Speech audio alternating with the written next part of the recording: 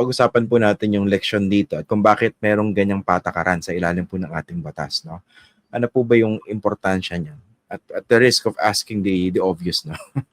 Para maintindihan ng ating mga kababayan kung bakit napaka-importante ng ganitong patakaran po laban sa pagtanggap Napaka-importante niya. ng Kasi contribution.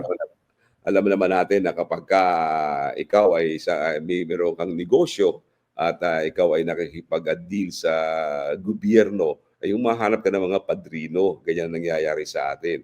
At sa pamamagitan ng mga padrino na yan, diyan pumapasok tinatawag nating graft and corruption, na ang isang opisyal ay maaaring matukso na tumanggap ng suhol para paboran ang nasabing kumpanya. Kaya yan ay mabigat na pinagbabawal, no? Na yung isang kumpanyang mayroong negosyo sa ating pamahalaan ay dapat na pinagbabawalan na gumawa ng nasabing mga contribution. Kasi papasok dyan tinatawag na utang na loob. Malaki yung utang na loob kay congressman, kay senador, kay ganito, sa presidente. So kailangan magbigay ako ng donasyon para sa susunod na magkaroon ako ng business sa gobyerno, ay madali ako mapapaboran. Yung favoritism, dyan, ariyan na, no, ha?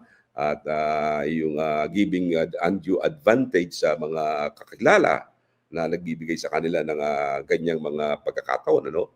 So, iyan ang dahilan kung bakit mayroong ganitong mga uri ng batas sa ating halalan. Nga po. Pero syempre, basically, pag sinilip ito, this would likely open a can of worms at maraming lalabas dito, no? Dahil dapat lang, ano, ha? At ako tutuwa ako kung talagang kung sincero ang ating COMELEC o any agency of our government na tingnan ang bagay na ito. Alam mo talaga namang Christian, napapanahon na para yan tingnan natin. Kasi tulad nga ng sinabi ng Pangulong Marcos, napakalaki pala ng mga nasasayang nating pera. Isipin mo yung mga flood control na yan, ganun pala kalaki ang halaga niyan. 500 billion.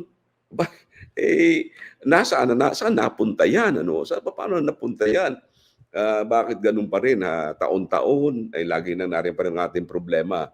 So yan ang dahilan kung bakit mayroong ganitong mga uri ng batas para hindi nagkakaroon ng ganyang uri ng transaksyon sa ating pamahalaan.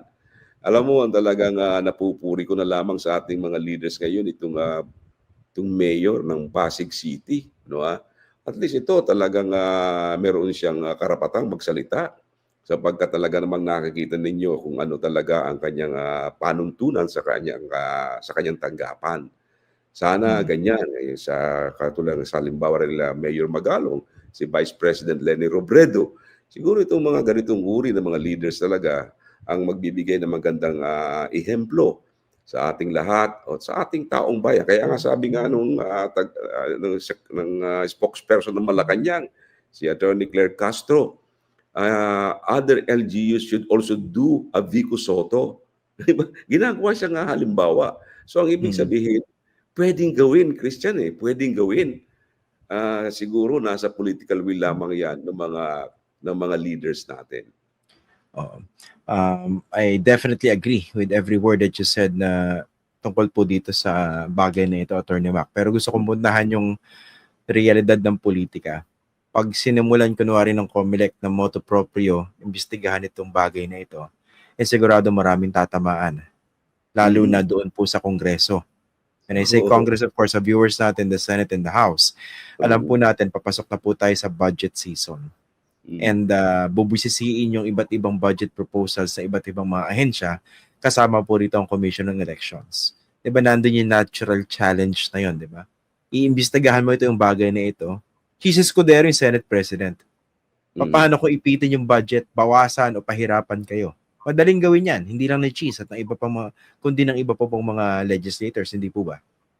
Yes, talagang yan ang problema natin dito sa ating bansa, no? Yung ganyang mga influence ng mga nakaupong mga leader ng ating bansa na nagagamit ang kanilang kapangyarihan para hindi lumabas ang katotohanan. Katulad nga yung mga pag-iipit ng mga budget ng isang ahensya ng pamahalaan. Alam mo ba, katulad nga ng COMELEC. Sana naman ay maging matibay ang ating Commission on Elections na ipaglaban nila kung ano talaga ang nararapat. Sana kung ganun ang maging stand ng COMELEC, ay pupurihin siya ng ating taong bayan. Pero kung magpapadala sila sa kapangyarihan o sa pananakot ng sinuman, ay wala tayong aasahang mabuting mangyayari sa nasabing mga kaso. Apo. Lastly, Attorney Mac, no? Kung sakaling hindi kumilos ang COMELEC motu proprio dito sa bagay na ito kay Cheese, sinong pwede magsampa ng reklamo?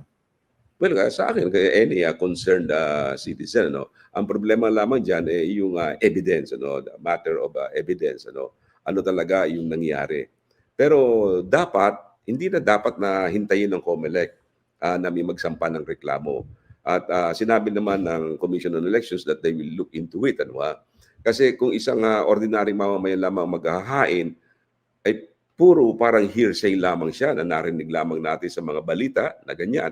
Bagamat inamin ni Mr. Escudero na siya na tumanggap ng nasabing donasyon from the president of that corporation, again, papasok yung mga legal technicalities dyan at ano yung ebidensyang hahawakan ng nasabing ordinaryong mamamayan.